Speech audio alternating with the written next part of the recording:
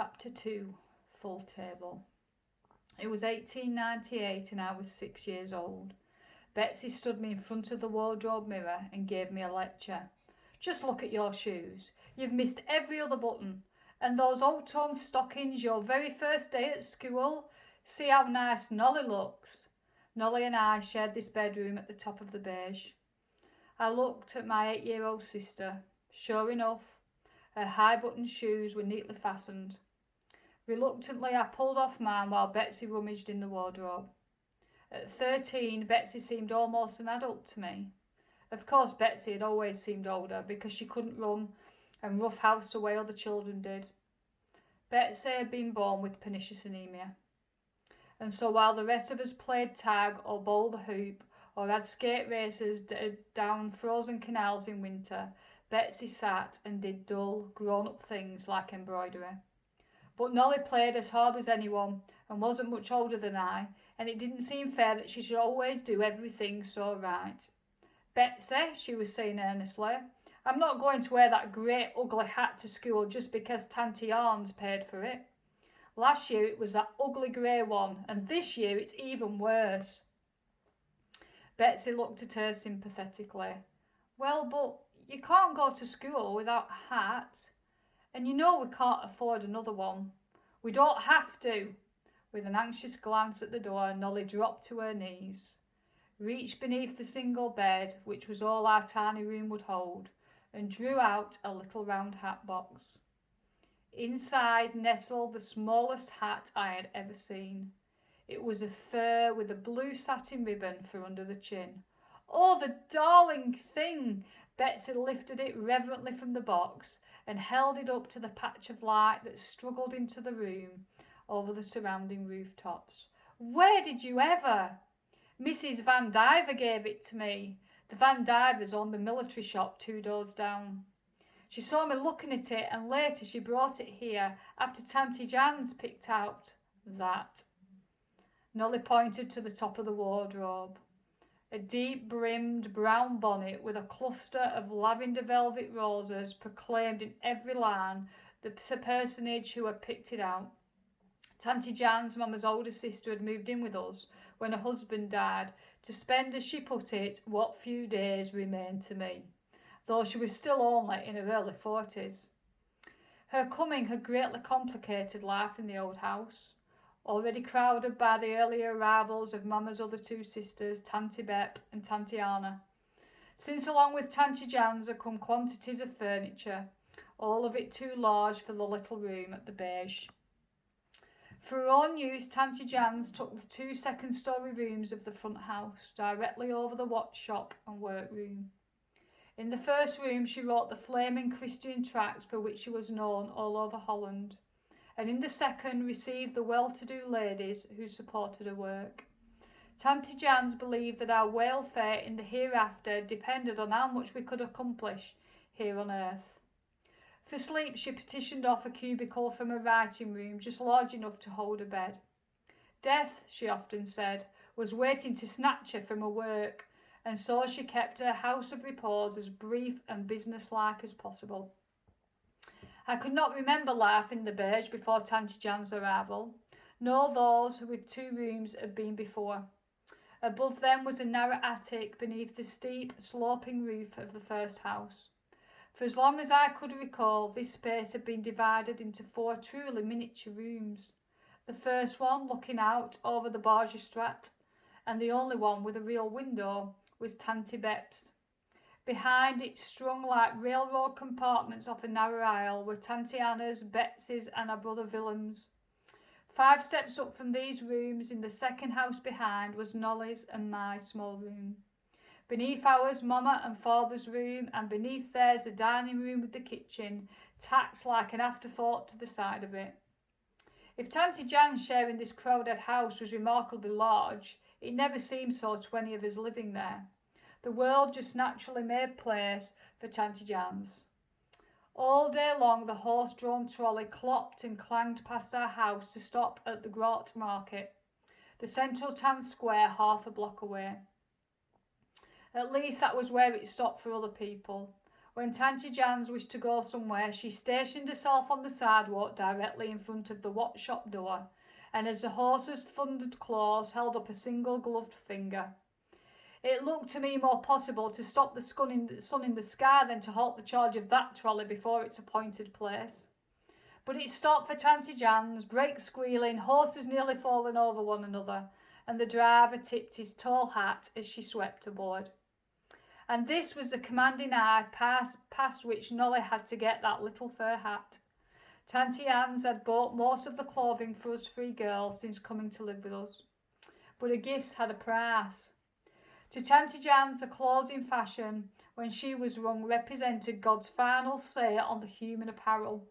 All change since then came from the style book of the devil. Indeed, one of her best-known pamphlets exposed him as the inventor of the mutton sleeve and the bicycle skirt. "I know," I said now as the button-hooking Betsy's swift fingers sped up my shoes. "You could fit the fur hat right inside the bonnet. Then when you get out, take the bonnet off." "Corey!" Nolly was genuinely shocked. "That wouldn't be honest." And with a baleful glare at the big brown hat, she picked up the little fur one and started after Betsy round the stairs down to breakfast. I picked up my own hat, the despised grey one from last year, and trailed after them, one hand clinging to the centre post. Let Tanty Jan see the silly hat then. I didn't care. I never could understand all the fuss over clothes. What I did understand was what was awful and alarming was that this was the day I was to start school. To leave this old house above the watch shop, leave Mama and Father and the aunts, in fact leave behind everything that was certain and well loved. I gripped the post so tight that my palms squeaked as I circled around. The elementary school was only a block and a half away, it was true, and Nolly had gone there 2 years without difficulty. But Nolly was different from me. She was pretty and well behaved and always had her handkerchief. And then, as I rounded the final curve, the solution came to me, so clear and simple that I laughed out loud. I just wouldn't go to school. I'd stay here and help Tanty Anna with the cooking, and Mama would teach me to read. I'd never go into that strange, ugly building at all. Relief and comfort flooded me, and I took the last 3 steps in a bound. "Shh!" Betsy and Nolly were waiting for me outside the dining room. "For heaven's sake, Corey, don't do anything to get Tanty Jan started wrong." Betsy said, "I'm sure," she added doubtfully, "that Father and Mama and Tanty Anna will like Nolly's hat." "Tanty Bet won't," I said. "She never liked anything," Nolly said, "so she doesn't count." Tanty Bet, with her perpetual disapproving scowl, was the oldest of the aunts and the one we children liked the least. For 30 years she had worked as a governess in wealthy families, and she continually compared our behaviour with that of the young ladies and gentlemen she was used to. Betsy pointed to the Frisian clock on the stair wall, and with a finger on her lip silently opened the dining room door. It was 8:12. Breakfast had already begun. 2 minutes late," cried Willem triumphantly. "The Wooler children were never late," said Tanty Bet. "But they're here," said Father, "and the room is brighter."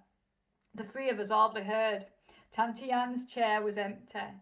"Is Tanty Jan staying in bed today?" asked Betsy, hopefully, as we hung our hats on their pegs. "She's making herself a tonic in the kitchen," said Mama. She leaned forward to pour our coffee and lowered her voice. "We must all be specially considerate of dear Jan's today. This is the day her husband's sister died some years ago. Or was it her cousin?" "I thought it was his aunt," said Tanty Anna. "It was a cousin, and it was a mercy," said Tanty Bet. "At any rate," Mama hurried on, "you know how these anniversaries upset dear Jans, so most of all try to make it up to her." Betsy cut 3 slices from the ground loaf of bread, while I looked around the table trying to decide which adult would be more enthusiastic about my decision to stay at home. Father, I knew, put an almost religious importance on education. He himself had to stop school early to go to work in the watch shop, and though he had gone on to teach himself history, theology and literature in 5 languages, he always regretted the mis-schooling. He would want me to go, and whatever Father wanted, Mama wanted too. Tatiana then. She'd often told me she couldn't manage without me to run errands up and down the steep stairs. Since Mama was not strong, Tatiana did most of the heavy housework for our family of 9. She was the youngest of the 4 sisters, with a spirit as generous as Mama's own. There was a myth in our family, firmly believed by all, that Tanti Anna received wages for this work. And indeed, every Saturday, Father faithfully paid her 1 guilder. But by Wednesday, when the greengrocer came, he often had to ask for it back. And she always had it unspent and waiting. Yes, she would be my ally in this business. Tanti Anna, I began, I've been thinking about you working so hard all day when I'm in school, and... A deep dramatic intake of breath made us all look up. Tanti Anne's was standing in the kitchen doorway, a tumbler of thick brown liquid in her hand. When she had filled her chest with air, she closed her eyes, lifted the glass to her lips and drained it down. Then, with a sigh, she let out a breath, set the glass on the table side and sat down. And yet, she said, as though we had been discussing the subject, what do doctors know? Dr. Blinkers prescribed this tonic. But what can medicine really do? What good does anything do when one's day arrives? I glanced round the table. No one was smiling. Tanti Anne's prescription, preoccupation with death, might have been funny, but it wasn't. Young as I was, I knew that fear is never funny. And yet, Jan's father remonstrated gently, medicine has prolonged many a life. It didn't help Juice, eh? And she had the finest doctors in Rotterdam. It was this very day when she was taken, and she was no older than I am now, and got up and dressed for breakfast that day just as I have. She was launching into a minute-by-minute account of Zussie's final day when her eyes lit on the peg from which dangled Nolly's new hat. A firm muff, she demanded, each word bristling with suspicion at this time of year. It isn't a muff, Tanti Anne, said Nolly in a small voice, and it is possible to learn what it is. It's a hat, Tanti Jans, Betsy answered for her. A surprise from Mrs. Vandiver. Wasn't it nice of... Oh no, Nolly's hat has a brim, as a well-brought-up girl should. I know, I bought and paid for it myself. There were flames in Tanti Anne's eyes, tears in Nolly's when Mamma came to the rescue. I'm not at all sure this cheese is fresh. She sniffed at the big pot of yellow cheese in the centre of the table and pushed it across to Father. What do you think, Caspar? Father, who was incapable of practising deceit or even recognising it, took a long and earnest sniff. I'm sure it's perfectly fine, my dear. Fresh as a day it came. Mr. Stenvick's cheese is always... Catching Mamma's look as he stared from her to Jan's in confusion. Jan's, what do you think? Tanti Anne seized the pot and glared into it with righteous zeal. If there was one subject which engaged her energies even more than completely than modern clothing, it was spoiled food. At last, almost reluctantly, it seemed to me, she approved the cheese, but the hat was forgotten. She had plunged into the sad story of an acquaintance, my very age, who had died after eating a questionable fish, when the shop people arrived and Father took down the heavy Bible from its shelf. There were only 2 employees in the shop in 1898, the clockman and Father's young apprentice, errand boy. When Mamma had poured their coffee, Father put on his rimless spectacles and began to read. Thy word is a lamp unto my feet and a light unto my path. Thou art my hiding place and my shield. I hope in thy word. What kind of hiding place? I wondered idly as I watched Father's brown beard rise and fall with the words. What was there to hide from? It was a long, long psalm. Beside me, Nolly began to squirm. When at last Father closed the big volume, she, Willem and Betsy were on their feet in an instant and snatching up their hats. Next minute they had raced down the last 5 stairs and out the alley door. More slowly the 2 shop workers got up and followed them down the stairs to the shop's rear entrance. Only then, the 5 adults, did they notice that I was still seated at the table. Corey, cried Mamma, have you forgotten you're a big girl now? Today you go to school too. Hurry, or you must cross the street alone. I'm not going. There was a short, startled silence, broken by everybody at once. When I was a girl, Tanty Hans began, Mrs. Waller's children from Tanty Bet, but Father's deep voice drowned them out. Of course she's not going alone. Nolly was excited today and forgot to wait, that's all. Cora is going with me. And with that he took my hat from its peg, wrapped my hand in his and led me from the room. My hand in Father's. That meant the windmill on the Sparn or swans in the canal. But this time he was taking me to where I didn't want to go. There was a railing along the bottom 5 steps. I grabbed it with my free hand and held on. Skilled watchmaker's fingers closed over mine and gently unwound them. Howling and struggling, I was led away from the world I knew into a bigger, stranger, harder one. Mondays, Father took the train to Amsterdam to get the time from the Naval Observatory. Now that I had started school, it was only in the summer that I could go with him. I would race downstairs to the shop, scrubbed, buttoned and pronounced passable by Betsy. Father would be giving last-minute instructions to the apprentice. Mrs. Stoll would be in the morning to pick up her watch. This clock goes to the baker's in Bloomingdale. And then we would be off to the station, hand in hand, I lengthening my strides and shortening his to keep in step. The train trip to Amsterdam took only half an hour, but it was a wonderful ride. First, the closed wedge buildings of Van Holem gave way to separate houses with little plots of land around them. The spaces between houses grew wider. And then we were in the country, the flat Dutch farmland stretching to the horizon, rural straight canal sweeping past the window. At last, Amsterdam, even bigger than Haarlem with its bewilderment of strange streets and canals. Father always arrived a couple of hours before the time signal in order to visit the wholesalers who supplied him with watches and parts. Many of these were Jews, and these were the visits we both liked the best. After the briefest possible discussion of business, Father would draw a small Bible from his travelling case.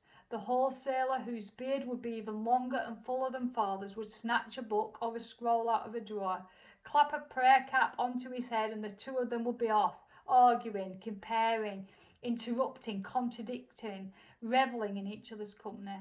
And then, just when I had decided that this time I had really been forgotten, the wholesaler would look up, catch sight of me as though for the first time, strike his forehead with the heel of his hand. A guest in my gates, and I haven't offered her any refreshment.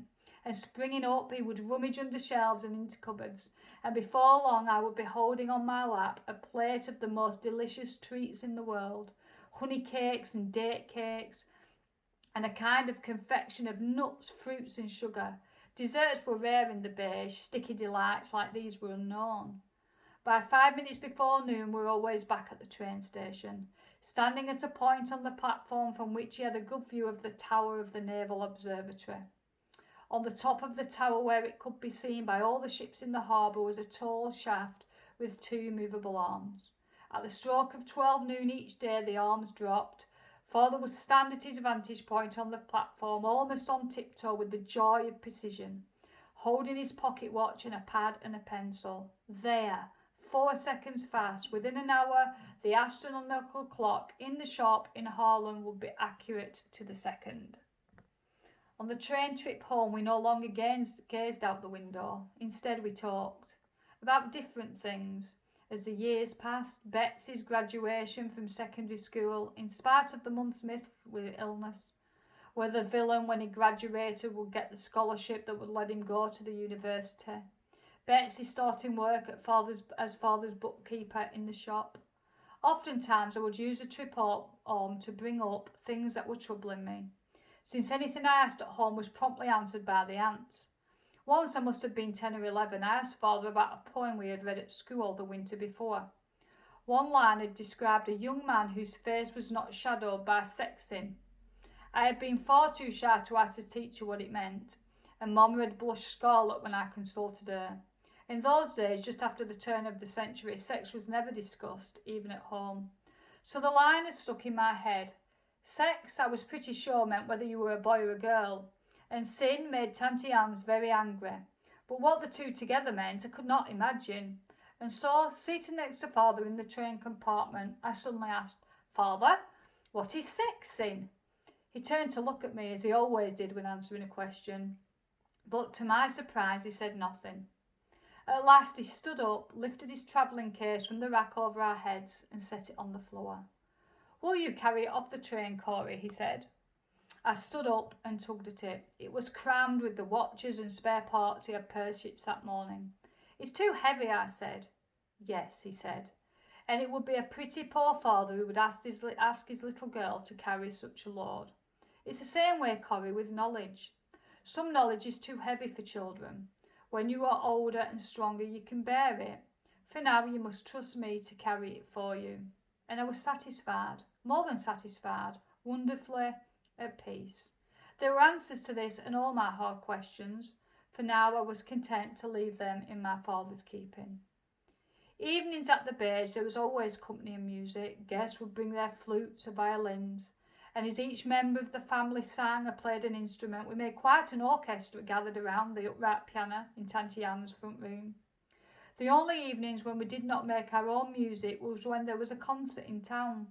We couldn't afford tickets, but there was a stage door at the side of the concert hall, through which sounds came clearly. There in the alley outside this door, we had scores of other Harlem music lovers followed every note. Mama and Betsy were not strong enough to stand so many hours, but some of us from the Beige would be there in rain and snow and frost. And while from inside we would hear coughs and stirrings, there was never a rustle in the listeners at the door. Best of all was when there were concerts at the cathedral, because a relative was sexton there. Just inside his small private entrance was a wooden bench ran along the wall. Here we sat, our backs chilled by the ancient stone, our ears and hearts warmed by the music. The great golden organ was one that Mozart had played, and some of its notes seemed to come from heaven itself. Indeed, I was sure that heaven was like St. Barbour's, and probably about the same size. Hell I knew was a hot place, so heaven must be like this, cold, dank, holy building, where smoke rose like incense from the foot warmers of the paying customers. In Heavenly, I fervently believed everybody had foot warmers. Even in the summer, the chill never left the marble grave slabs on the floor. But when the organist touched the keys, we scarcely noticed, and when he played Bach, not at all. I was following Mama and Nolly up a dark, straight flight of stairs where cobwebs clutched at our hair, and mice scuttled away ahead of us. The building was less than a block from the Beige and probably a century newer, but there was no Tanti Anne to wax and scrub. We were going to see one of the many poor families in the neighbourhood whom Mama had adopted. It never occurred to any of us children that we ourselves were poor. The poor were people we took baskets to. Mama was always cooking up nourishing broths and porridges for forgotten old men and pale young mothers. On days, that is, when she herself was strong enough to stand at the stove. The night before, baby had died, and with a basket of her own fresh bread, Mama was making the prescribed call on the family. She toiled painfully up the railless stairs, stopping often for breath. At the top, a door opened into a single room that was obviously cooking, eating and sleeping quarters all at once. There were already many visitors, most of them standing for lack of chairs. Mama went at once to the young mother, but I stood frozen on the threshold. Just to the right of the door, so still in the homemade crib, was the baby. It was so strange that a society which hid the facts of sex from children made no effort to shield them from death. I stood staring at the tiny, unmoving form with my heart thudding strangely against my ribs. Nolly, always braver than I, stretched out her hand and touched the ivory white cheek. I longed to do it too, but hung back, afraid. For a while, curiosity and terror struggled in me. At last, I put one finger on the small, curled hand. It was cold. Cold as we walked back to the Beige, cold as I washed for supper, cold even in the snug gas-lit dining room. Between me and each familiar face around the table crept those small, icy fingers. For all Tanti Anne's talk about it, death had only been a word. Now I knew that it could really happen. If to the baby, then to Mama, to Father, to Betsy. Still shivering with that cold, I followed Nolly up to our room and crept into bed beside her. At last we heard Father's footsteps winding up the stairs. It was the best moment in every day when he came up to tuck us in. We never fell asleep until he had arranged the blankets in his special way and laid his hand for a moment on each head. Then we tried not to move, even at all. But that night, as he stepped through the door, I burst into tears. "I need you," I sobbed. "You can't die, you can't." Beside me on the bed, Nolly sat up. "We went to see Mrs. Hogg," she explained. "Corrie didn't even eat a supper or anything." Father sat down on the edge of the narrow bed. "Cora," he began gently, "when you and I go to Amsterdam, when do I give you your ticket?" I sniffed a few times, considering this. "Why, just before we get on the train." "Exactly. And our wise Father in heaven knows when we're going to need things too. Don't run out ahead of him, Cora. When the time comes that some of us will have to die, you will look into your heart and find the strength you need just in time."